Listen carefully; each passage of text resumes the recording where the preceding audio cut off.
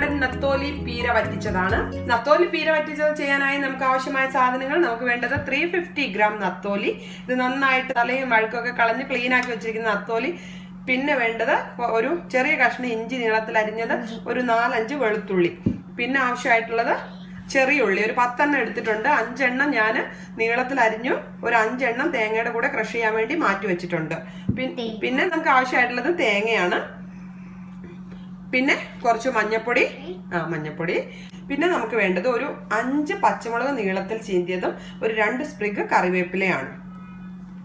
പിന്നെ ഒരു 3 കൊടമ്പുളി ചൂടുവെള്ളത്തിൽ ഇട്ട് വെച്ചിരിക്കുന്നതാണ്. അപ്പൊ നമുക്ക് തുടങ്ങാം. ഈ പീര വറ്റിച്ചുണ്ടാക്കാനായിട്ട് ആദ്യം നമുക്ക് നമ്മുടെ തേങ്ങ ഒരു 1.5 കപ്പ് തേങ്ങ വേണം. ഈ 1.5 കപ്പ് തേങ്ങ എന്ന് പറയുമ്പോൾ ഞാൻ എൻ്റെ കയ്യിൽ ഒരു 255 ml, അതെ 255 ml കപ്പാണ് എനിക്കുള്ളത്. ഈ 255 ml കപ്പില് 1.25 കപ്പ് തേങ്ങയാണ് ഞാൻ എടുത്തിരിക്കുന്നത്.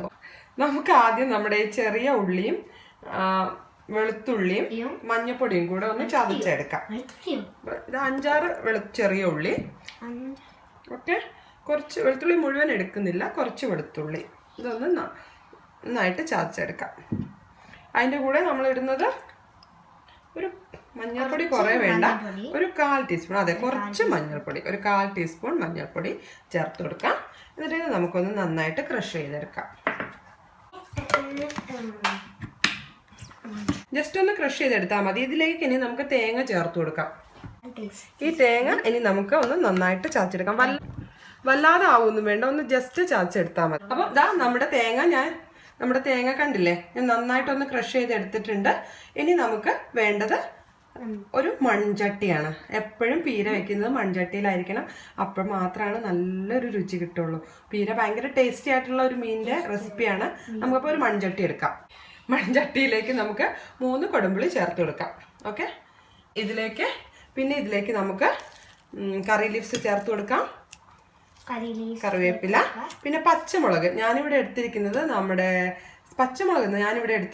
സാധാ പച്ചമുളകാണ്. പക്ഷെ നിങ്ങൾക്ക് കാന്താരി മുളക് കിട്ടുമെങ്കിൽ ഈ റെസിപ്പിക്ക് ഏറ്റവും നല്ലത് കാന്താരി മുളകാണ്.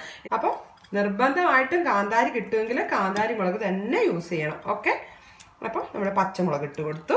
നമ്മുടെ ബാക്കിയുള്ള വെളുത്തുള്ളിയും ഇഞ്ചിയും അതും ചേർത്ത് കൊടുക്കാം.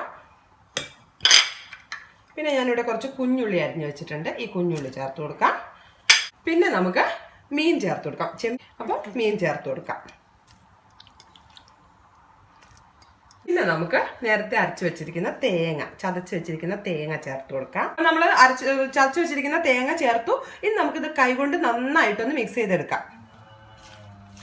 പ്രത്യേകം ശ്രദ്ധിക്കണം, കൈകൊണ്ട് മിക്സ് ചെയ്യുന്ന സമയത്ത് ചിലർ മത്തി ഉപയോഗിച്ച് ചെയ്യും, അയല ഉപയോഗിച്ച് ചെയ്യും. അപ്പോൾ മുള്ള് പറ്റാതെ ശ്രദ്ധിക്കണം. ഈ മീനിൻ്റെ മുള്ള് പറ്റിക്കഴിഞ്ഞാൽ നല്ല വേദനയാണ്. അതേപോലെ തന്നെ പഴുത്തൊക്കെ കഴിഞ്ഞാൽ ഭയങ്കര ബുദ്ധിമുട്ടാവും. നമുക്ക് മറ്റെന്ത് മുറി പറ്റുന്ന പോലെയല്ല മീനിൻ്റെ മുള്ള് പറ്റിയാൽ. അപ്പോൾ നമുക്കിത് ശ്രദ്ധയോട് കൂടിയിട്ട് ഒന്ന് നല്ലപോലെ മിക്സാക്കി കൊടുക്കാം. അപ്പോൾ ഇതാ നമ്മളിത് മിക്സാക്കി കൊടുത്തു. ഇനി ഇതിലേക്ക് നമുക്ക് അധികം വെള്ളം ചേർക്കേ വേണ്ട, പെട്ടെന്ന് കുക്കായി കിട്ടും. നമുക്കിതിലേക്ക് ഉപ്പും ഒരു 1/4 കപ്പ് 1/2 കപ്പ് അത്ര മതി, അത് കൂടി ചേർക്കരുതേ. മീൻ കുഴഞ്ഞു പോയാൽ ഈ റെസിപ്പി ഒന്നിനും പറ്റില്ല. മനസ്സിലായല്ലോ? അപ്പോൾ നമുക്ക് കുറച്ച് വെള്ളം ചേർത്ത് കൊടുക്കാം. അപ്പോൾ ഒരു 1/4 കപ്പ് വെള്ളം, ഞാൻ ഈ മിക്സി കഴുകിയ വെള്ളമാണ് എടുക്കുന്നത്, അത് മതി. എവിടെ വെച്ചങ്ങനെ അപ്പോൾ ഒന്നും കൂടെ ഒന്ന് മിക്സാക്കി കൊടുക്കാം. മറന്നുപോയി നമ്മുടെ പ്രധാനപ്പെട്ട കാര്യം, ഉപ്പിട്ടില്ലല്ലോ. അപ്പോൾ നമുക്ക് ഉപ്പ് ചേർത്ത് കൊടുക്കാം അല്ലേ? ഉപ്പിട്ട് ഒന്നും കൂടെ അത് കുഴച്ചെടുക്കാം. നമുക്കിത് അടച്ചു വെച്ച് നന്നായിട്ടൊന്ന് വേവിച്ചെടുക്കാം. അപ്പോൾ ഇതാ നമ്മുടെ പീര അടുപ്പത്ത് വെച്ചിട്ടുണ്ട്, കുക്കായിക്കൊണ്ടിരിക്കുകയാണ്. ഒരു 15 മിനിറ്റ് കൊണ്ട് നത്തോലിയാണ് കുക്കായി കിട്ടും. ഇൻ ബിറ്റ്വീൻ ഒന്ന് ഇളക്കി കൊടുക്കണം. അപ്പോൾ നമുക്കൊന്ന് അടച്ചു വെച്ച് വേവിക്കാം.